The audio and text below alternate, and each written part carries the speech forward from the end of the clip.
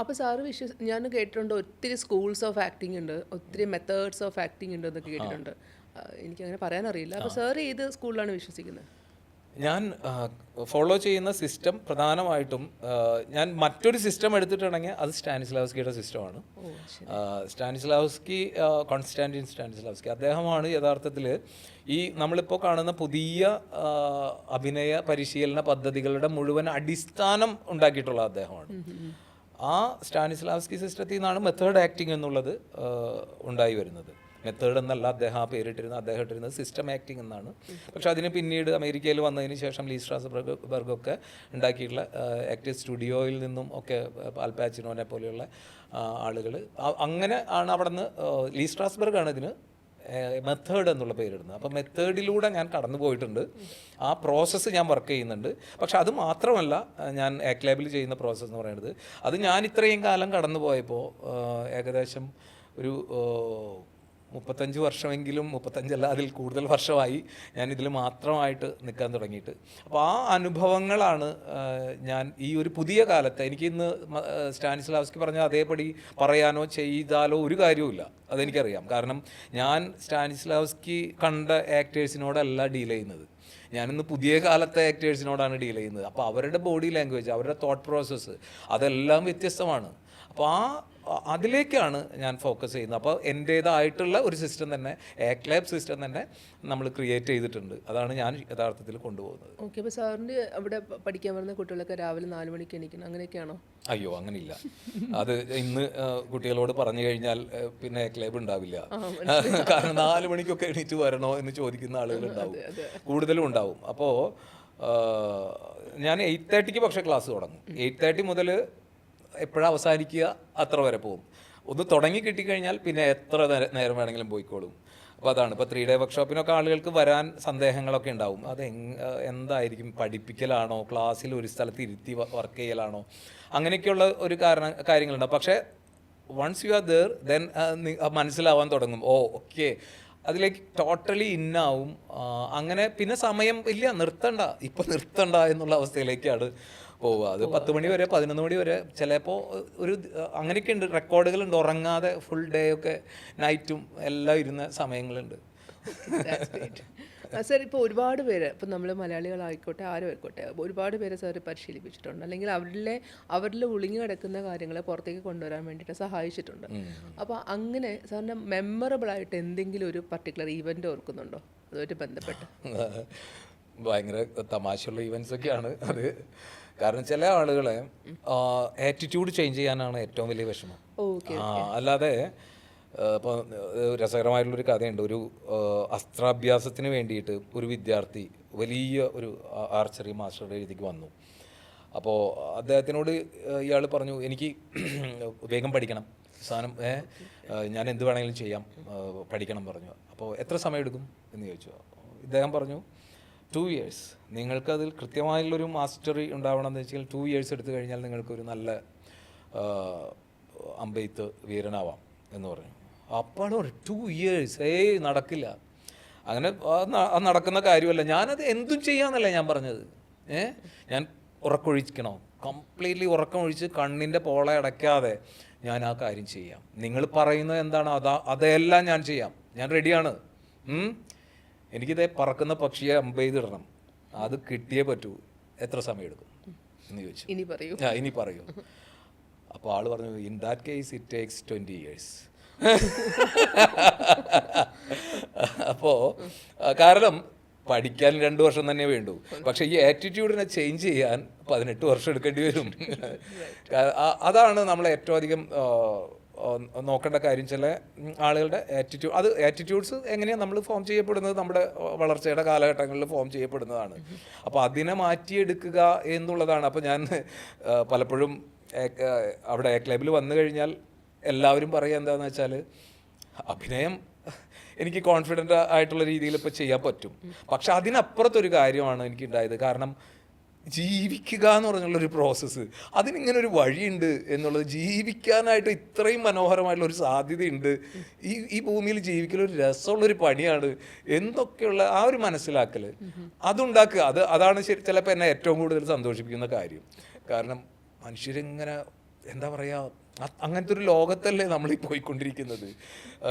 അത്രയും കോമ്പറ്റീഷനും അങ്ങനെ ഉള്ളൊരു സ്ഥലത്ത് പോയിക്കൊണ്ടിരിക്കുമ്പോൾ ഒന്ന് റിലാക്സ് ചെയ്യിപ്പിച്ച് ഒന്ന് ചുറ്റും നോക്കി, ഇതാണല്ലേ കാര്യം, ഒന്ന് ശ്വാസമൊക്കെ നേരെ എടുത്ത് ഓക്കെ എന്ന് പറയാവുന്ന രീതിയിലേക്ക് ഒരാളെ കുറച്ചെങ്കിലും മാറ്റി തീർക്കാൻ കഴിയുന്നുണ്ടെന്ന് വെച്ചെങ്കിൽ അതാണ് എൻ്റെ ഏറ്റവും വലിയ സന്തോഷം. ഞാൻ കുറച്ച് വർഷങ്ങൾക്ക് മുന്നേ ടൊവിനോ എനിക്ക് തോന്നുന്നു ഒരു മിഡ് നിൽക്കുന്ന സമയം തോന്നുന്നു, ആളെ ലുലു മോളിൽ വെച്ച് ഞാൻ കണ്ടായിരുന്നു. അപ്പം നമ്മളിങ്ങനെ ജസ്റ്റ് ഇത് ആ സിനിമയിൽ അഭിനയിച്ച ആളല്ലേ എന്ന് തോന്നുന്ന ഒരു പരിചയമാണ്. അപ്പം ആളെന്താ ചെയ്യണമെന്ന് വെച്ച് കഴിഞ്ഞാൽ നമ്മുടെ ഈ ഇതില്ല വണ്ടി, അതെടുത്തിട്ട് ട്രോളി എടുത്തിട്ട് അതിങ്ങനെ തൂട്ടിക്കൊണ്ട് പോകുന്നു, ചാടുന്നു, ഓടുന്നു, ചെറിയ വളരെ പോസിറ്റീവ് വൈബാണ്, നെഗറ്റിവിറ്റി ഒന്നുമില്ല. ഓടുന്നു, ബഹളം ഉണ്ടാക്കുന്നു, സൗണ്ട് ഇറക്കി സംസാരിക്കുന്നു, അങ്ങനെയൊക്കെ ചെയ്യുന്നത് കണ്ടു. അപ്പം അന്ന് നമുക്ക് പക്ഷെ വട്ടാണോന്ന് തോന്നില്ല, പകരം കൊള്ളാം, രസമുണ്ടല്ലോ എന്ന് തോന്നിയിട്ടുണ്ട്. ഇതൊക്കെയാണോ ഈ പാഷന്റെ? അല്ല, അത് ആറ്റിറ്റ്യൂഡിന്റെ തന്നെയാണ്. അത് ഇന്ന് ടോവിനോ എവിടെയാണെന്ന് നമുക്ക് എല്ലാവർക്കും അറിയാം. പക്ഷെ ആ ആറ്റിറ്റ്യൂഡ് അന്ന് മുതലേ ഉണ്ടായിരുന്നു എന്നുള്ളതാണ്. ഒരു എന്താ പറയുക, സ്വയം അവനവനെ എവിടെയൊക്കെയോ ഒളിപ്പിച്ച് വെക്കേണ്ട ആളല്ല. എൻ്റെ ആ മൊമെന്റിനെ എനിക്ക് എൻജോയ് ചെയ്യാൻ പറ്റും. ആ മൊമെന്റിനെ എനിക്ക് അത് മറ്റുള്ളവർ എന്ത് പറയുന്നു നോക്കുന്നു എന്നാണല്ലോ നമ്മുടെ കോമൺ സൈക്കിന്റെ ഏറ്റവും വലിയ പ്രോബ്ലം. അവരെന്ത് പറയുന്നു, എന്നെ നോക്കുന്നുണ്ടോ? ഇതിനെ ഓവർകം ചെയ്യുമ്പോൾ തന്നെ ഒരു മനുഷ്യൻ എന്താ പറയുക, നല്ലൊരു ആക്ടറിലേക്കുള്ള ആദ്യ പടി വെച്ച് കഴിഞ്ഞു എന്ന് ഞാൻ പറയും. അപ്പോൾ അതുകൊണ്ട് ടൊവിനോ ഇന്ന് ഇങ്ങനെ വളർന്നുകൊണ്ടേ ഇരിക്കുന്നുണ്ടെന്ന് വെച്ച് കഴിഞ്ഞാൽ ആ ആറ്റിറ്റ്യൂഡ് അതിലൊരു പ്രധാനപ്പെട്ട കാര്യമാണ്. എനിക്ക് തന്നോട് ചോദിക്കുന്നത് വേറൊരു കാര്യം എന്താ വെച്ചാൽ, ഇപ്പോൾ നമുക്ക് ലാലേട്ടനുണ്ട്, മമ്മൂക്കയുണ്ട്, സുരേഷ് ഏട്ടൻ, എല്ലാവരും ഉണ്ട്. നമുക്ക് ദ ഗ്രേറ്റസ്റ്റ് ആക്ടേഴ്സും ഉണ്ട് നമ്മുടെ ഇൻഡസ്ട്രിയിൽ. നമുക്ക് പുറത്തൊരാളെ തേടി പോലും വേണ്ട, എല്ലാം ഇവിടെ തന്നെ ഉണ്ട്. കമൽ സാറ് വരെ പോയിരുത്തിയ ആക്ടിങ് ആണ്. ഇവിടുന്ന് ഒരുപാട് പേര് പോകുന്നുണ്ട്, സുരാജ് ഏട്ടൻ, എല്ലാവരും പോകുമ്പോൾ അവിടെയുള്ള തമിഴിലുള്ള ആൾക്കാരും തെലുങ്കിലെ ആൾക്കാരൊക്കെ പോയിരുത്തുന്നുണ്ട്. ജോർജ് ചേട്ടൻ ഈ സംതിങ് എന്തോ എനിക്കങ്ങനെ ആ ഇരട്ട ഒറ്റ ഫിലിമിനെ കുറിച്ചാണ് ഞാൻ പറയുന്നത്. ഇരട്ട മാത്രമല്ല, അവൻ തുടക്കത്തിൽ എത്രയോ ചെറിയ ഒരു തുടക്കം ഉണ്ടാക്കിയ ആളാണല്ലേ. ഇന്നിപ്പോൾ ഏറ്റവും മനോഹരമായിട്ട് ഈ പറയുന്ന രീതിയിലേക്ക് എത്തി നിൽക്കാനുള്ള സാധ്യത ചെയ്ത ഹാർഡ് വർക്കാണ്. അത്ര ഇനി പറയാൻ പറ്റുള്ളൂ. എൻ്റെ പേഴ്സണലായിട്ട് അത്രയും അറിയുന്ന ഒരാളാണ് ഞാൻ.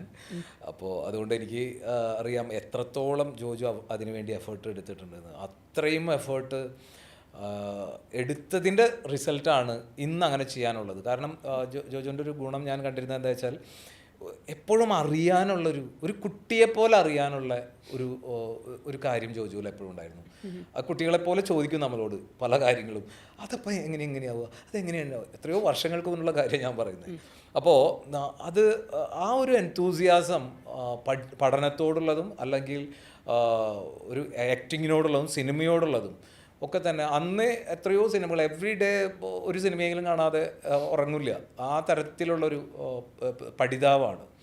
അപ്പോൾ അതിൻ്റെയൊക്കെ റിസൾട്ട് ഉറപ്പായിട്ടും കാണിക്കുമല്ലോ. അപ്പോൾ പണിയെടുത്തതിൻ്റെ ഫലമാണ് തീർച്ചയായിട്ടും. നമ്മുടെ വേറെ സെഗ്മെൻ്റാണത്. കുറച്ച് സ്റ്റേറ്റ്മെൻറ്റ്സ് പറയും. ആ സ്റ്റേറ്റ്മെൻറ്റ്സോട് സാർ എങ്ങനെ റെസ്പോണ്ട് ചെയ്യുന്നു എന്നുള്ളതാണ് മെയിനായിട്ട്. സാർ, ആക്ടിങ് എന്ന് പറയുന്നത് പ്രിറ്റൻഡിങ് അല്ല, പക്ഷേ it's all about living truthfully in imaginary circumstances എന്ന് പറയുന്നത് ശരിയാണോ? സാൻഫോർഡ് മെയ്സ്നർ അദ്ദേഹത്തിൻ്റെ അദ്ദേഹം പറഞ്ഞിട്ടുള്ളതാണിത്. അത് ശരി, ഞാൻ അപ്പോൾ പക്ഷേ അത് ശരിക്കും മെയ്സ്നർ പറയുന്നതായി കഴിഞ്ഞാലും സ്റ്റാനിസ്ലാവ്സ്കിയുടെ ശിഷ്യനായിരുന്നു മെയ്സ്നറും. അപ്പോൾ അവിടെ നിന്നാണ് ആ റൂട്ട്, അതാണ് സ്റ്റാനിസ്ലാവ്സ്കി തന്നെയാണ്. അപ്പോൾ പ്രിറ്റൻഡ് ചെയ്യരുത്. അത് പ്രിറ്റൻഷൻ എന്ന് പറഞ്ഞു കഴിഞ്ഞാൽ നമ്മളെ മെക്കാനിക്കലാക്കും അല്ലേ. ഏതൊരു സ്ഥലത്തും നമ്മൾ റിയൽ ലൈഫിലെടുത്ത് നോക്കൂ. നമ്മൾ റിയൽ ലൈഫിൽ എവിടെയെങ്കിലും ഒരു മനുഷ്യൻ പ്രിറ്റൻഡ് ചെയ്യുന്നു എന്ന് അതേത് മനുഷ്യനും തിരിച്ചറിയാൻ പറ്റും. അയാൾ അത് അഭിനയിക്കുകയാണ്, അവൻ അഭിനയിക്കുകയാണ് എന്നുള്ള സാധനം തിരിച്ചറിയാൻ പറ്റും. അപ്പോൾ തീർച്ചയായിട്ടും ആ പ്രിറ്റൻഷൻ എന്ന് പറയുന്നത് അഭിനയത്തിൻ്റെ നേരെ ഓപ്പോസിറ്റാണ്, മെക്കാനിക്കലായിട്ടുള്ളൊരു കാര്യമായി മാറും. അത് ആ ഇമാജിനറി സർക്കംസ്റ്റൻസസ് എന്താണെന്ന് തിരിച്ചറിഞ്ഞുകൊണ്ട് അത് മനസ്സിലാക്കിയെടുക്കൽ ചെറിയ കാര്യമല്ല. എൻ്റെ ഞാൻ ഏത് സർക്കംസ്റ്റൻസിലാണ് നിൽക്കുന്നത് എന്നൊരു ആക്ടർ അത് ഫീൽ ചെയ്യല്ല, അത് മനസ്സിലാക്കുക എന്നുള്ളതാണ് ഒരു ആക്ടറുടെ പണി. എന്നിട്ട് അതിനനുസരിച്ച് ബിഹേവ് ചെയ്യുക. ആർക്കനുസരിച്ച് ബിഹേവ് ചെയ്യുക? കഥാപാത്രത്തിനനുസരിച്ച് ബിഹേവ് ചെയ്യുക. അപ്പോൾ അതായത് സൈക്കോളജിക്കലായിട്ടുള്ള ഒരു ക്യാരക്ടറിൻ്റെ ഫീലിനെ ഫിസിക്കലൈസ് ചെയ്യാനുള്ള ഒരു കഴിവാണ് ഒരു ആക്ടർ ഉണ്ടാക്കിയെടുക്കേണ്ടത്. സർ, എവറി ഗ്രേറ്റ് പെർഫോമൻസ് എന്ന് പറയുന്നത് സെൽഫ് അവെയർനെസ്സിൽ തുടങ്ങുന്നു. എന്നിട്ട് അതുമാത്രമല്ല ഹ്യൂമൻ ബിഹേവിയറിൻ്റെ ഒബ്സർവേഷനിലും ഈ രണ്ട് കാര്യങ്ങളാണ് തുടങ്ങുന്നതെന്ന് പറയുന്നത്. അവയർനെസ് ഇല്ലാതെ ഒബ്സർവേഷൻ ഇല്ല. അവയർനെസ് ഇല്ലാതെ ഒബ്സർവേഷൻ ഇല്ല. കാരണം അവെയർ ആയിരിക്കുക എന്നുള്ളതാണ് ഞാൻ എപ്പോഴും എൻ്റെ ക്ലാസ്സിൽ പറയും, നമ്മൾ ഇവിടെ വന്നിട്ടുള്ളത് അവെയർനെസ് പഠിക്കാനാണ് എന്ന്. കാരണം എന്താണ് അവെയർനെസ്? അത് ഓരോ മൊമെൻറ്റിലും എൻ്റെ ചലനങ്ങളെ എനിക്ക് കാണാൻ പറ്റുന്ന ഒരവസ്ഥ, എനിക്ക് അനുഭവിക്കാൻ പറ്റുക, കാണുന്നതിനേക്കാൾ എക്സ്പീരിയൻസ് ചെയ്യുക സ്വയം. ആ എക്സ്പീരിയൻസ് ചെയ്യുന്ന ഒരു അവസ്ഥ ഉണ്ടാക്കി എടുക്കുക, അതാണ് ഒരു ആക്ടർ അത്യാവശ്യമായിട്ട് ചെയ്യേണ്ടത്. അപ്പോൾ awareness is the key of acting. Awareness ഇല്ലാതെ ഒബ്സർവേഷനും ഇല്ല.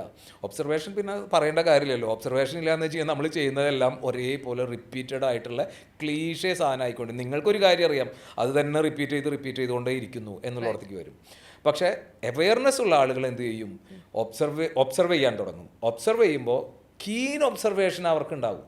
അതല്ലാതെ കേവലമായിട്ടുള്ള ഒരു ഒബ്സർവേഷൻ അല്ല. നമ്മൾ ഒബ്സർവ് ചെയ്യാന്ന് പറയുമ്പോൾ എന്താ പറയുക, ആൾ ഉയരത്തിലുള്ള ആളാണ്, ആൾ കൊള്ളാം എന്നുള്ളൊരു ജനറൽ അത്യാവശ്യം ഒരു വായ നോക്കിയാണ്. പക്ഷേ അയാൾ എങ്ങനെയുള്ള വായ നോക്കിയാണ്, എവിടെ നിന്ന് വരുന്ന വായ നോക്കിയാണ്, ആൾക്ക് എങ്ങനെയാണ് ഈ വായനോട്ടം കിട്ടിയിട്ടുണ്ടാവാനുള്ള സാധ്യത എന്താണ്, മറ്റൊരു വായ നോക്കിയിൽ നിന്നും ഈ വായനോട്ടക്കാരനുള്ള വ്യത്യാസം എന്താണ്? ഓരോ വായ നോക്കികളും വ്യത്യാസമാണ്. അപ്പോൾ അതൊക്കെ തന്നെ നമുക്ക് അറിയേണ്ടതുണ്ട്. അത് ഒബ്സർവേഷനിൽ നിന്ന് വരുള്ളൂ. അപ്പോൾ അവെയർനെസ് ഉണ്ടാവണം, അതിൽ നിന്ന് ഒബ്സർവേഷൻ ഉണ്ടാവണം. സാർ നേരത്തെ പറഞ്ഞ കാര്യമായിട്ട് നന്നായിട്ട് മാച്ച് ആവുന്നുണ്ട്. കാരണം സാർ പറഞ്ഞില്ലേ ആറ്റിറ്റ്യൂഡ് മാറ്റലാണ് പ്രശ്നം എന്ന്. അപ്പോൾ ആദ്യം നമുക്ക് ആ ആൾക്കറിയണം എൻ്റെ ആറ്റിറ്റ്യൂഡ് മോശമാണ്, അത് തിരിച്ചറിയാത്തല്ലേ പ്രശ്നം. അതെ, അപ്പോൾ സെൽഫ് അവയർനെസ് വരുമ്പോൾ സ്വാഭാവികമായിട്ടും ആറ്റിറ്റ്യൂഡ് നമ്മൾ തിരിച്ചറിഞ്ഞു എന്നല്ലേ. അപ്പോൾ അത് ഓക്കെ. സാർ നമ്മുടെ ആക്ടിങ്ങിൻ്റെ റോ മെറ്റീരിയൽ എന്ന് പറയുന്നത് ഇമോഷൻസ് ആണ്. അപ്പോൾ ടെക്നിക്ക് എന്ന് പറയുന്നത്, ഓരോ ടെക്നിക്സ് എന്ന് പറയുന്നത് അതിന് ആ ടെക്നിക്സ് എന്ന് പറയുന്നത് ടൂൾ ടു ഷേപ്പ് ദം ആണെന്ന് പറയുന്നത് ശരിയാണോ? Yes, of course. ഇമോഷൻസ് ഇല്ലാതെ, ഞാൻ നേരത്തെ പറഞ്ഞു, അത് ഇമോഷൻസ് ഇല്ലെങ്കിൽ ഇല്ല, മനുഷ്യനില്ലല്ലോ. മനുഷ്യൻ്റെ ഏറ്റവും പ്രധാനപ്പെട്ട പ്രത്യേകത എന്ന് പറഞ്ഞാൽ ഇമോഷനിലൂടെ കമ്മ്യൂണിക്കേറ്റ് ചെയ്യാനുള്ള സാധ്യതയുണ്ട് എന്നുള്ളതാണ്. അത് മറ്റ് ജീവജാലങ്ങളോട്, മറ്റു മനുഷ്യരോടും മറ്റു ജീവജാലങ്ങളോടും ഇമോഷനിലൂടെ ആ ഇമോഷന് അനുസൃതമായിട്ട് എക്സ്പ്രസ് ചെയ്യാനുള്ള സാധ്യത ഉണ്ട്. മറ്റ് ജീവജാലങ്ങളിൽ നിന്ന് ഒരുപക്ഷെ കുറച്ച് കൂടുതലായിട്ട് മനുഷ്യന് അതുണ്ട് എന്നുള്ളതാണ് നമ്മുടെ പ്രത്യേകത. അപ്പോൾ ഇമോഷനാണ് ഏറ്റവും പ്രധാനപ്പെട്ട ടൂൾ. പക്ഷേ അതിനെ അങ്ങോട്ടേക്ക് എത്തിക്കാൻ നിങ്ങൾക്കൊരു ടെക്നിക്ക് വേണം. ഇമോഷൻ ഉണ്ട് എന്ന് പറഞ്ഞിട്ട് എല്ലാ മനുഷ്യരും ആക്ടേഴ്സ് ആവുന്നില്ല. നിങ്ങൾക്ക് ആ ടെക്നിക്ക് അറിയുന്നില്ല. ആ ടെക്നിക്ക് ഇല്ലെങ്കിൽ പിന്നെ നിങ്ങൾക്ക് എങ്ങനെ മൂവ് ചെയ്യാനായിട്ട് സാധിക്കും? അപ്പം ഞാൻ എപ്പോഴും എക്സസൈസസിനെ കുറിച്ച് ഞാൻ പറയുന്നൊരു കാര്യം, ഞാൻ എൻ്റെ സ്റ്റുഡൻസിനോട് ഞാൻ എപ്പോഴും പറയാമെന്ന് വെച്ചാൽ, നമ്മളിവിടെ ചെയ്യുന്ന എല്ലാ എക്സസൈസുകളും എന്ന് പറയുന്നത് ഒരിക്കലും അവിടെ പോയി ചെയ്യാനുള്ള കാര്യമല്ല. Just A tool. നിങ്ങളെ ഇപ്പോൾ ഉദാഹരണം പറഞ്ഞു കഴിഞ്ഞാൽ, നമുക്കൊരു പുഴ കടക്കണം. ആ പുഴ കടക്കണമെങ്കിൽ നമ്മളൊരു വഞ്ചി ഉപയോഗിക്കും, അല്ലേ? ആ വഞ്ചി ഉപയോഗിച്ച് അക്കരെ നമ്മൾ കടക്കും. അക്കരെ കടന്നു കഴിഞ്ഞാൽ നിങ്ങൾക്ക് വേറെ പണിയുണ്ട്. പക്ഷേ അപ്പോൾ ആ പുഴ കടക്കാൻ നിങ്ങളെ സഹായിക്കുന്ന ഒരു വഞ്ചിയാണ് എക്സസൈസ് എന്ന് പറയുന്നത്. അപ്പോൾ അത് നിങ്ങളെ ഒരു വെഹിക്കിളാണ്. ആ നിങ്ങളെ സഹായിക്കുന്ന ഒരു ടൂളായിട്ട് മാറുന്നു ആ എക്സസൈസ് എന്ന് പറയുന്നത്. ഇപ്പോൾ ആർക്കെങ്കിലും തോന്നുകയാണ് അക്കരെ കടന്നതിന് ശേഷം, അയ്യോ എന്നെ ഈ പുഴ കടത്താൻ സഹായിച്ച വഞ്ചിയല്ലേ, പാവം വഞ്ചി, ഇത് കാരണമാണ് ഞാൻ ഇവിടെ എത്തിയത് എന്നും വിചാരിച്ച് ആ വഞ്ചി എടുത്ത് തലയിൽ വെച്ചാലോ? അപ്പോൾ അത് ഒരു വലിയ ഭാരമായി മാറും. അപ്പോൾ എക്സസൈസ് ഒരിക്കലും പെർഫോമൻസിൽ ചെയ്യേണ്ട കാര്യമല്ല. അത് ഓട്ടോമാറ്റിക്കലായിട്ട് അവിടെ നടക്കും, നിങ്ങളുടെ സിസ്റ്റം റെഡിയാണെങ്കിൽ. ഒരു ആക്ടറുടെ സിസ്റ്റം റെഡിയായി കഴിഞ്ഞു എങ്കിൽ അഭിനയം എന്ന് പറയുന്നത് സ്വാഭാവികമായിട്ട് അവിടെ ഉണ്ടായി വരും. ആ സിസ്റ്റം ശരിയല്ലാത്തതിൻ്റെ പ്രശ്നമാണ് ആ ക്യാമറയ്ക്ക് മുന്നിൽ അഭിനയം ശരിയാകുന്നില്ല എങ്കിൽ അതിൻ്റെ കാരണം. അതുപോലെ തന്നെ എ ഗുഡ് ആക്ടറിനെ കുറിച്ചൊരു സ്റ്റേറ്റ്മെൻറ്റ് കണ്ടത് ഇങ്ങനെയാണ്: he listens more than they speak. അതുപോലെ തന്നെ because reacting is as important as acting. ലിസണിങ്ങിൽ റിയാക്ഷൻ വരുമല്ലേ? ആക്ടിങ് ഈസ് റിയാക്ടിങ് എന്നും സ്റ്റാനിസ്ലാവ്സ്കി പറഞ്ഞിട്ടുണ്ട്. കാരണം ലിസൺ ചെയ്യാതെ, ഇപ്പോൾ എനിക്ക് നോക്കൂ, ഞാൻ നിങ്ങളോട് എന്ത് ചെയ്തുകൊണ്ടിരിക്കുകയാണ്? റിയാക്ട് ചെയ്തുകൊണ്ടിരിക്കുകയാണ്. വീണ അവിടെ ഉള്ളത് കൊണ്ടാണ് ഞാനിവിടെ ഇരിക്കുന്നത്. ഞാനിവിടെ ഒരാൾ എന്നോട് ചോദിക്കാതെ ഇവിടെ വെറുതെ സംസാരിച്ചു കൊണ്ടിരിക്കുന്ന ഒരു അവസ്ഥ ആലോചിച്ച് നോക്കൂ, എന്തോ കുഴപ്പമുണ്ട് അല്ലേ? അപ്പോൾ അതല്ല, അപ്പോൾ ഞാൻ റിയാക്ട് ചെയ്തുകൊണ്ടിരിക്കുകയാണ്. റിയൽ ലൈഫിൽ നമ്മൾ റിയാക്ഷൻസ് മാത്രമാണ് ചെയ്തുകൊണ്ടിരിക്കുന്നത്. നമ്മുടെ തോട്ട്സിനോട് നമ്മൾ റിയാക്ട് ചെയ്യുന്നുണ്ട്, നമ്മുടെ മറ്റ് എന്താ പറയുക, ഒരു എക്സ്റ്റീരിയർ ആയിട്ടുള്ള എന്തെങ്കിലും തരത്തിലുള്ള സ്റ്റിമുലേഷൻസ് നമുക്ക് ഉണ്ടാകുമ്പോൾ ആ സ്റ്റിമുലേഷൻസിനോട് നമ്മൾ റിയാക്ട് ചെയ്യുന്നുണ്ട്. റിയാക്ഷൻസ് ആണ് യഥാർത്ഥത്തിൽ നടന്നുകൊണ്ടേയിരിക്കുന്നത് ജീവിതത്തിൽ. അപ്പോൾ ജീവിതം തന്നെയല്ലേ അഭിനയത്തിൽ, അതേ ജീവിതമല്ലേ നമ്മൾ അഭിനയത്തിൽ കണ്ടുകൊണ്ടിരിക്കുന്നത്. അപ്പോൾ നമുക്ക് ലിസൺ ചെയ്യാനുള്ള കഴിവുണ്ടാവണം. കാതുകൾ ഒരു ആക്ടറുടെ വലിയൊരു കാര്യമാണ്. മറ്റുള്ള ആളുകളെ കേൾക്കാതെ, അപ്പുറത്തുള്ളൊരു ആക്ടർ പറയുന്നത് എന്താണെന്ന് കേൾക്കാതെ നമുക്ക് റിയാക്ട് ചെയ്യാൻ പറ്റില്ല. അപ്പോൾ കേൾവിക്കാരനാവുക, കേൾവിക്കാരിയാവുക എന്നുള്ളത് ഒരു ആക്ടറുടെ ഏറ്റവും അത്യാവശ്യമുള്ളൊരു കാര്യമാണ്. അപ്പോൾ കേവലം കേൾക്കുക എന്നുള്ളത് മാത്രമല്ല ഞാൻ പറയുന്നത്, ഈ കാഴ്ചയും കേൾവിയും ഒക്കെ തന്നെ അതിനും ഈ പറഞ്ഞ അവെയർനെസ് ഉണ്ടാവണം. അപ്പോഴാണ് നമ്മളത് ടോട്ടലാവുക. ഈ ചെയ്യുന്നൊരു കാര്യത്തിൽ ടോട്ടലാവുന്നത് അങ്ങനെയാണ്. അപ്പോൾ ഈ ആക്ടിങ് ഈസ് ലിസണിങ് എന്ന് കൂടെ പറയും. Acting is listening. ആക്ച്വലി നമ്മൾ പക്ഷേ അഭിനയിക്കുന്ന നേരത്തെ എന്താ ഉണ്ടാകുന്നതെന്നറിയോ? എൻ്റെ ഡയലോഗ് അത് മറക്കുമോ എന്നുള്ള പേടിയിലേക്കാണ് നമ്മൾ ഒന്ന് വരാൻ പോകുന്നത്. അപ്പോൾ നമ്മളവിടെ ലിസൺ ചെയ്യാൻ മറന്നു. അപ്പുറത്തെ ആൾ എന്ത് ചെയ്തു, അയാൾ എന്ത് പറഞ്ഞു എന്നുള്ളത് നമ്മൾ മറന്നു. രണ്ടാമത് നമ്മുടെ ചിന്ത അപ്പുറത്തുള്ള ആക്ടർ വലിയൊരു ആക്ടറാണ്, അയാളോട് ഏരിയത്ത് ഞാൻ എങ്ങനെ ചെയ്യും എന്നുള്ളതാവും. അല്ലെങ്കിൽ ഡയറക്ടർ പറഞ്ഞിട്ടുണ്ട്, 2 ഷോട്ട് ശരിയാവാതായപ്പോഴേക്കും ഡയറക്ടർ പറഞ്ഞു, നോക്കും മോനെ വേറെ ആളുണ്ട് മാറിക്കോ എന്നൊക്കെ, അല്ല ഇത് കൂടി ശരിയായില്ലെങ്കിൽ മാറ്റും എന്നൊക്കെ പറയുമ്പോഴേക്കും നമ്മുടെ ഉള്ളിൽ ആ ഭയം കടക്കാൻ തുടങ്ങും. ഇത്തരം ഫിയർ, അതുപോലെ തന്നെ ഈ പറയുന്ന എക്സ്പെക്റ്റേഷൻസ്, ഇതെല്ലാം കൂടി നിൽക്കുന്ന സമയത്ത് ഒരാൾക്ക് ലിസൺ ചെയ്യാൻ പറ്റില്ല. അപ്പോൾ ലിസൺ ചെയ്തില്ലെങ്കിൽ റിയാക്ഷൻ ഉണ്ടാവില്ല. ഓക്കെ. ഈ നമ്മുടെ വൾണറബിലിറ്റി എന്ന് വെച്ചാൽ നമ്മൾ സാധാരണ നെഗറ്റീവായിട്ടാണ് പറയുന്നത്. ഹീസ് വെരി വൾണറബിൾ എന്നൊക്കെ പറയുമ്പോൾ, പക്ഷേ ഇത് ആക്ടിങ്ങിൽ ഒരു സ്ട്രെങ്ത് ആണ്, വീക്ക്നെസ് അല്ല എന്ന് പറയുന്നു. ശരിയാണോ? സത്യമായിട്ടും നിങ്ങൾ ഭയങ്കര ബോൾഡാണ്. ചില ആളുകൾ എന്നോട്, ആക്ടേഴ്സ് നമ്മുടെ അടുത്ത് വന്നിട്ട് പറയും, എനിക്ക് അങ്ങനെ പേടിയൊന്നുമില്ല, എനിക്ക് ജസ്റ്റ് കുറച്ച് ആളുകളെയൊക്കെ ഒന്ന് പരിചയപ്പെടണം, അപ്പോൾ ഇവിടെ വന്നു കഴിഞ്ഞാൽ കുറച്ച് ആളുകളെയൊക്കെ ഒന്ന് പരിചയപ്പെടാൻ പറ്റുമല്ലോ എന്ന് വിചാരിച്ചാൽ എനിക്ക് അങ്ങനെ ആക്ട് ചെയ്യാനൊരു പേടിയില്ല, അങ്ങനത്തെ കാര്യങ്ങളിലൊന്നുമില്ല, അങ്ങനെ ഭയങ്കര ബോൾഡാണ് ഞാൻ എന്ന് പറയുന്ന ആളുകൾ ഒരു ദിവസം കഴിയുമ്പോഴേക്കും തന്നെ വന്നിട്ട് അതെ ഇനി ഞാൻ എന്താ ചെയ്യേണ്ടത് എന്ന് ചോദിക്കാൻ തുടങ്ങിയിട്ടുണ്ടാവും. അപ്പോൾ വൾണറബിലിറ്റി എന്ന് പറയുന്നത് ഏത് ഇമോഷൻസിനോടും ഏത് സിറ്റുവേഷൻസിനോടും വൾണറബിളായിട്ടിരിക്കാനുള്ള ഒരു മനസ്സുണ്ടാവുക, ഒരു ഹൃദയമുണ്ടാവുക എന്ന് പറഞ്ഞാൽ മറ്റൊരു കഥാപാത്രത്തിൻ്റെ ഇമോഷനെ നിങ്ങൾക്ക് മനസ്സിലാക്കാൻ കഴിയൂ. ആ കഥാപാത്രത്തിൻ്റെ ഇമോഷനെ മനസ്സിലാക്കാൻ കഴിയാതെ നിങ്ങൾ എന്താണ് ആ കഥാപാത്രമായിട്ട് മാറാൻ പോകുന്നത്? ആ ഇമോഷനോട് ട്രൂത്ത്ഫുള്ളായിട്ട് നിങ്ങൾക്ക് റിയാക്ട് ചെയ്യാൻ പറ്റുന്നില്ല.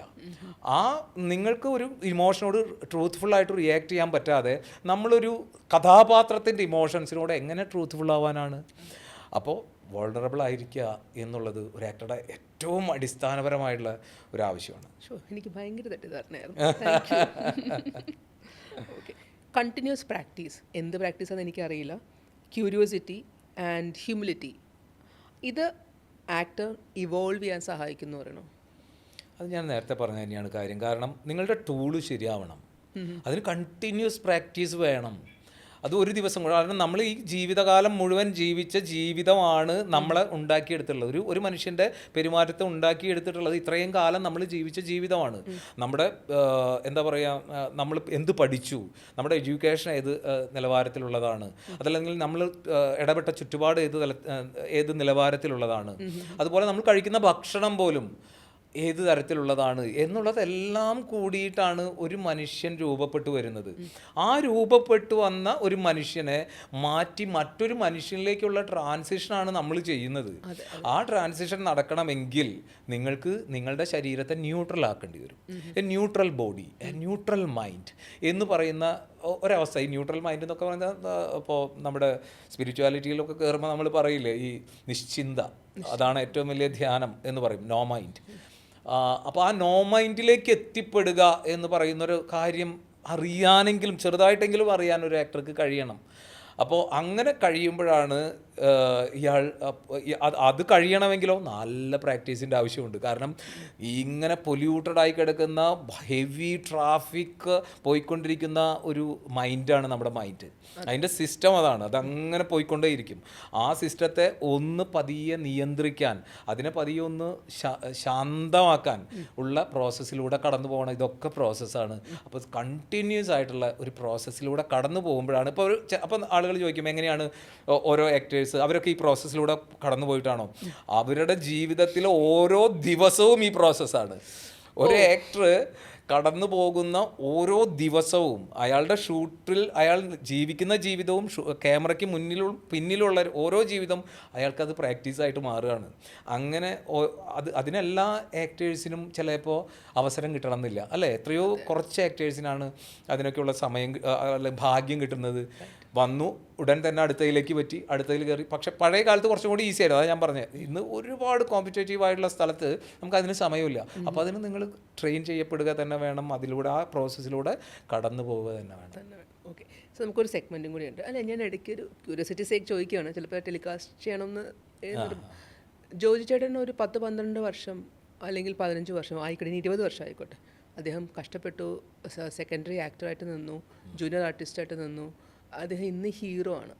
അപ്പോൾ അദ്ദേഹത്തിൻ്റെ ശരീരത്തിലുണ്ടായ ട്രാൻസ്ഫർമേഷൻ ഒക്കെ നോക്കിക്കഴിഞ്ഞാൽ നമ്മൾ ഈ പറഞ്ഞ 6 പാക്സ് 8 പാക്ക് ഒന്നും അല്ല. പക്ഷെ അദ്ദേഹം എന്താണ്, അദ്ദേഹം അത് വെച്ചിട്ടാണ് അദ്ദേഹം ഹീറോ. അതിന് ഞങ്ങൾക്ക് പ്രേക്ഷകർക്ക് അത് ഇഷ്ടമാണ്. പക്ഷെ അത് ഒരു പെണ്ണിന് പറ്റുമോ? പെണ്ണിൻ്റെ കാര്യത്തിൽ അതാ ഞാൻ ചോദിക്കണേ. കാരണം പെണ്ണ് വരുമ്പോൾ പെട്ടെന്ന് നമ്മൾ അങ്ങനെ ഒരു ട്രാൻസ്ഫർമേഷനിൽ ഒരു പെണ്ണിനെ കണ്ട അമ്മ, അത് നമ്മുടെ സൊസൈറ്റിയുടെ ധാരണകളുടെ പ്രശ്നമല്ലേ? ധാരണകളുടെ പ്രശ്നമാണ് ഈ ധാരണ. അതാ ഞാൻ പറഞ്ഞ ഈ ആറ്റിറ്റ്യൂഡ് ചേഞ്ച് എന്ന് പറയുന്നത് ആക്ടേഴ്സിൽ മാത്രം വരേണ്ട ഒരു കാര്യമല്ല. അത് ആക്ടേഴ്സിൽ മാത്രം വരേണ്ട ഒരു കാര്യമല്ല, മൊത്തം നമ്മുടെ സൊസൈറ്റിയിൽ വരേണ്ട ഒരു കാര്യമാണ്. അതിന് ഒരുപാട് പേര് അതിനുവേണ്ടി പണിയെടുത്തുകൊണ്ടിരിക്കുന്നുണ്ട്. ഓരോ മനുഷ്യനും അതിനുവേണ്ടി പണിയെടുക്കേണ്ടതാണ്. കാരണം ആ ചേഞ്ച് വരണം. സ്ത്രീ എന്ന് പറയുന്നത് എന്താ പറയുക, നമുക്ക് എത്രയോ ആക്ടേഴ്സിനെ അല്ലേ നഷ്ടപ്പെട്ടു പോയിരിക്കുന്നു. അത് ഗംഭീരമായുള്ള എത്രയോ ആക്ടേഴ്സ് ആദ്യ സമയത്ത് ആ ഹീറോയിനായിട്ട് വന്നു, പിന്നീട് അവരില്ല എന്നുള്ള. ഇതുപോലെ എത്രയോ മോഹൻലാലുകളും എത്രയോ മമ്മൂട്ടികളും ഉണ്ടാകാമായിരുന്നു ഇവിടെ, എത്രയോ നസറുദ്ദീൻ ഷകൾ ഉണ്ടാകാമായിരുന്നു, അല്ലേ? പക്ഷേ അതൊക്കെ ഈ സൊസൈറ്റിയുടെ ഈ സ്ത്രീകളോടുള്ളൊരു ആറ്റിറ്റ്യൂഡിൽ ഇല്ലാതായി പോയിട്ടുള്ളതാണ്.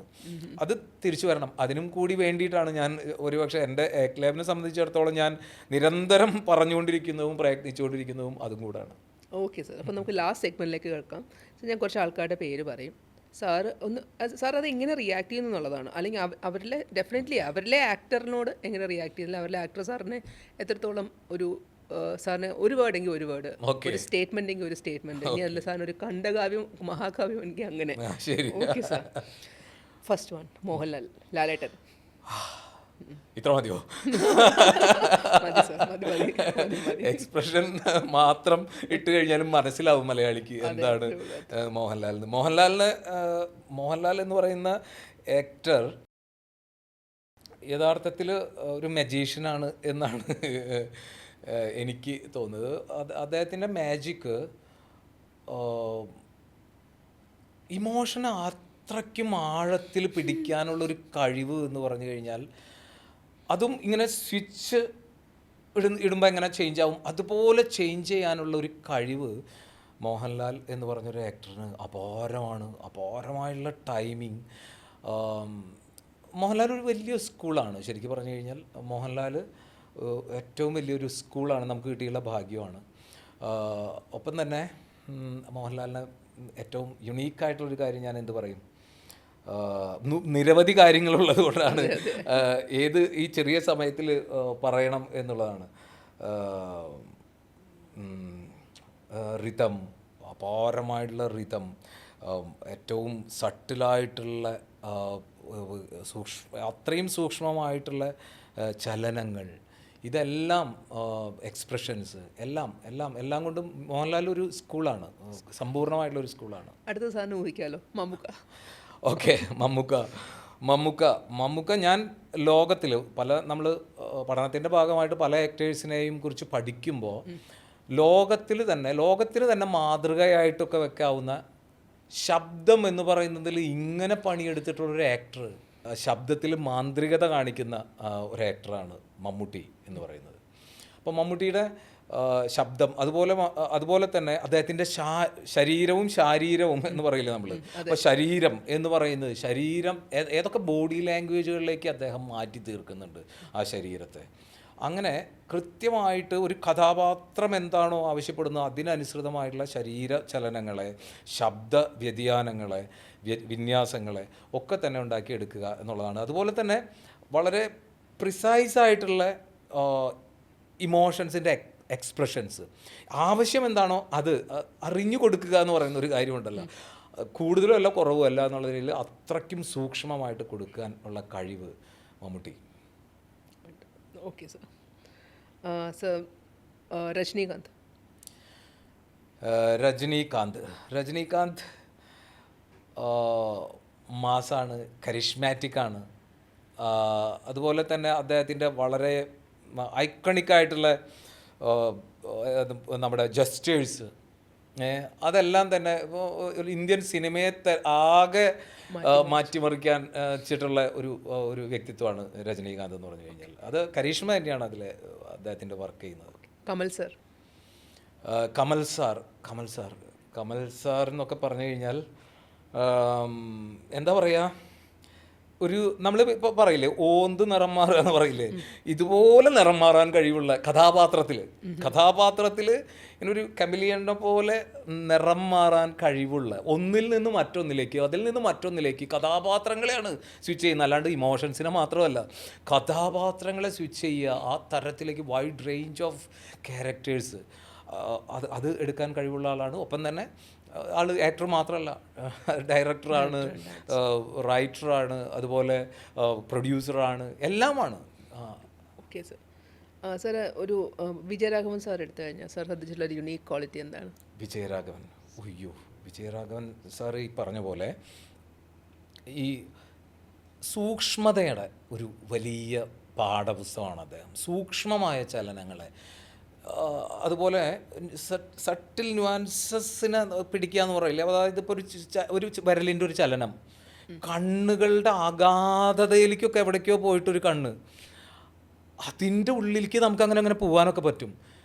കണ്ണങ്ങനെ വലിയ അങ്ങനെയല്ലെങ്കിലും ഈ കണ്ണിൻ്റെ ഉള്ളിലുള്ള ജീവൻ ഭയങ്കരമാണ്. അങ്ങനെ ഒരു ജീവൻ കൊടുക്കാനുള്ളൊരു കഴിവ്. അതുപോലെ ഈ നേരത്തെ പറഞ്ഞ പോലെ കൊച്ചു ജസ്റ്റേഴ്സുകളെ അതിൻ്റെ പൂർണ്ണതയിൽ എത്തിക്കാനുള്ള കഴിവ് അപാരമാണ്. ഇതിന് കുറച്ചൊരു നമ്മുടെ നാഷണൽ അവാർഡ് വിന്നിങ് ആക്ട്രസസിനെയാണ് ഞാൻ എടുത്തേക്കുന്നത്. ഉർവശി, ശോഭന. ഉർവശി എന്താണെന്ന് വെച്ചാൽ നോക്കൂ, ഭയങ്കര ടൈമിങ്ങിൻ്റെ ആളാണ് ഉർവശി. അതാണ് നമ്മൾ എപ്പോഴും എവിടെ ഒരു ഡയലോഗ് വരണം, എവിടെ കൈ പോകണം, എവിടെ തിരിയണം, എവിടെ കണ്ണ് തിരിയണം, എല്ലാം ഭയങ്കര കൃത്യം ടൈമിങ്ങിലാണ് പോകുന്നത്. ഒപ്പം തന്നെ ഏത് ഇമോഷനും, അതായത് കോമഡി ആണെങ്കിൽ കോമഡി, ഇമോഷണൽ ഡ്രാമയാണെങ്കിൽ ഇമോഷണൽ ഡ്രാമ, ഏതിലേക്കും സ്വിച്ച് ചെയ്യാനുള്ള ഒരു കഴിവ് ഉർവശിക്ക് അപാരമാണ്. പിന്നെ എത്ര കാലമായി നിലനിൽക്കുന്ന ഒരു ചൈൽഡ് ആർട്ടിസ്റ്റിൽ നിന്ന് തുടങ്ങിയിട്ട് ഇങ്ങനെ ഇപ്പോഴും നിലനിന്നുകൊണ്ടേ ഇരിക്കുവാണ്. ഭാഗ്യമാണ് നമ്മുടെ. ശോഭന എന്ന് പറയുമ്പോൾ ആദ്യം തന്നെ കണ്ണാണ് നമുക്ക് വലിയൊരു കാര്യമായിട്ട് തോന്നുക. കണ്ണുകളിലെ ജീവൻ, കണ്ണുകളിലൂടെയുള്ള എത്രയോ ഇമോഷൻസ് കൈമാറാനുള്ള കഴിവ്, ഒപ്പം ഫേഷ്യൽ മസിൽസിൻ്റെ അപാരമായിട്ടുള്ള ഫ്ലെക്സിബിലിറ്റി. ശോഭനയുടെ ഓരോ മൂവ്മെൻറ്റുകളും, especially when it comes to face, ആ ഫേഷ്യൽ മസിൽസുകളെ സൂക്ഷ്മമായിട്ട് കൊടുക്കാനുള്ള, അതിൻ്റെ ഇമോഷൻസിന് കൊടുക്കാനുള്ള കഴിവ്, എക്സ്പ്രസ് ചെയ്യാനുള്ള കഴിവ്. ഓക്കെ. അപർണ ബാലമുരളി നമ്മളൊരു നെക്സ്റ്റ് ഡോർ ഗേൾ എന്നൊക്കെ വിളിക്കാവുന്ന തരം കഥാപാത്രങ്ങളെ ഈസി ആയിട്ട് കൈകാര്യം ചെയ്യാൻ കഴിയും. ഭയങ്കര എന്താ പറയുക, റിയലിസ്റ്റിക് ആണ്. ഭയങ്കര എഫേർട്ട്ലെസ് ആയിട്ടുള്ളൊരു വർക്കായിട്ട് തോന്നും അപർണ ചെയ്യുമ്പോൾ. വേറൊന്നും കെയർ ചെയ്യുന്നില്ല. യെസ്.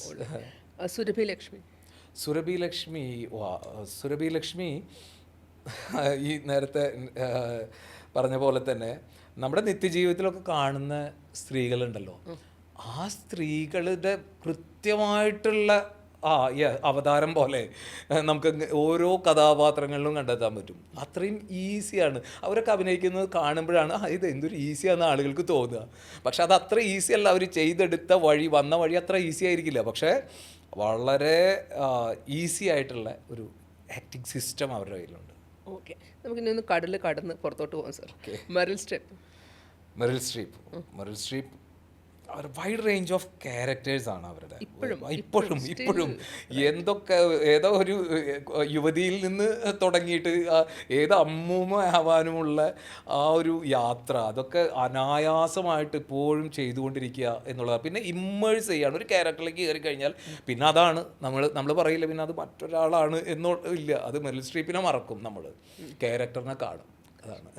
ഓക്കെ, ലിയനാർഡോ ഡിക്കാപ്രിയോ എപ്പോഴും ഒരു ഇൻസ്പിറേഷനാണ് കേട്ടോ.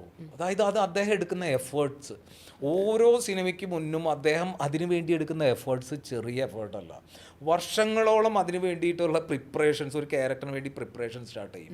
അതുകൊണ്ടൊക്കെ തന്നെയാണ് വ്യത്യസ്തത. നോക്കൂ, റെവനൻറ്റിലെ ക്യാരക്ടറിനെയും നമ്മളിപ്പോൾ വോൾ സ്ട്രീറ്റിലെ ക്യാരക്ടറിനെയും വെച്ച് നോക്കിക്കഴിഞ്ഞാൽ എത്ര ഡിഫറെൻ്റ് ആണ്. ഒന്ന് ഒരു സ്റ്റൈലൈസ്ഡ് ആയിട്ടുള്ള സ്ഥലങ്ങളിലേക്ക് പോകുന്നു, മറ്റൊന്ന് ഭയങ്കര സട്ടിലായിട്ടുള്ള റിയലിസ്റ്റിക് ആയിട്ടുള്ള ഒരു സാധനത്തിലേക്ക് വരുന്നു. ഇങ്ങനെ വ്യത്യസ്തതയിൽ ഒരു ഇൻസ്പയർഡ് ആവുന്ന ഒരു ആക്ടറാണ് അയാൾ. ഓക്കെ, ഇദ്ദേഹത്തെ എനിക്ക് ഭയങ്കര ഇഷ്ടമാണ്. പക്ഷെ പേര് കറക്റ്റാണോ പ്രൊനൗൺസ് ചെയ്യണമെന്ന് എനിക്കറിയില്ല, പ്രേക്ഷകരെ ശ്രമിക്കുക. Benedict Cumberbatch. അങ്ങനെ തന്നെയാണല്ലേ? അതെ, കംബർബാച്ച്. ബെനഡിക്ട് കംബർബാച്ച് എന്ന് പറഞ്ഞു കഴിഞ്ഞാൽ അദ്ദേഹം ഈ ചെയ്തിട്ടുള്ള പടങ്ങൾ മിക്കവാറും ഈ ഭയങ്കര ബുദ്ധി രാക്ഷസൻ പടങ്ങളൊക്കെ ആയിട്ടുള്ളതുകൊണ്ട് അതിൽ അങ്ങനത്തെ ഒരു സാധനം അദ്ദേഹത്തിൻ്റെ ഉള്ളിലുണ്ട്. അദ്ദേഹത്തിൽ നമുക്ക് കാണാൻ പറ്റും body language and mesmerising voice. ഒരു രക്ഷയില്ലാത്ത വോയിസാണ്, അപാരമായിട്ടുള്ള വോയിസ്. ആ വോയിസ് അതിൻ്റെ മോഡുലേഷൻസിൽ ഏതൊക്കെ മോഡുലേഷൻസിലേക്ക് പോകാനുള്ള കഴിവ്, ബോഡി ലാംഗ്വേജിനെ ചേഞ്ച് ചെയ്യാനുള്ള കഴിവ്. വിൽ സ്മിത്ത് ഒരു പാക്കേജ്, മൊത്തത്തിലൊരു പാക്കേജ് പോലെയാണ്. കാരണം ആക്ഷൻ ആണെങ്കിൽ ആക്ഷൻ ആവാം, കോമഡി ആണെങ്കിൽ കോമഡി ചെയ്യാം, ഇമോഷണൽ ഡ്രാമാസ് ആണെങ്കിൽ അത്രയും മറ്റേ നമ്മുടെ ഇതുപോലെ എന്താ മറ്റേ കുട്ടിയായിട്ടുള്ള അല്ല എത്ര ഇമോഷണൽ ആയിട്ടുള്ള ആ യാത്രയിലേക്ക് പോവാം. അങ്ങനെ ഉള്ള പെർസ്യൂട്ട് ഓഫ് ഹാപ്പിനെസ്. അപ്പോൾ അങ്ങനെ പോകാവുന്ന കഴിവുള്ള ഒരു ആക്ടറാണ്. ഓക്കെ സർ, ലാസ്റ്റ് സിദ്ദിഖ്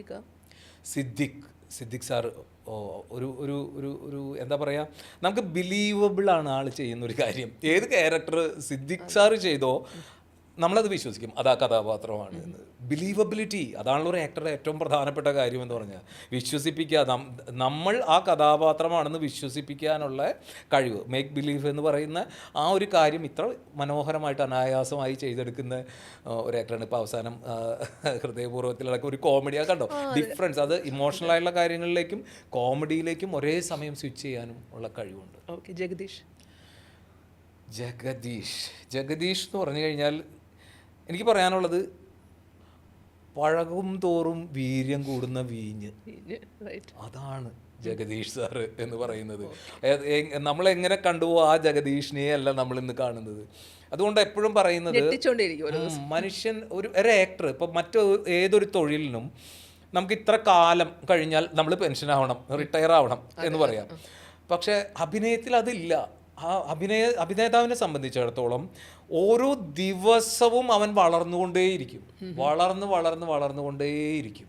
അതാണ് ജഗദീഷിൽ നമുക്ക് കാണാൻ പറ്റുന്ന ഒരു വലിയ കാര്യം.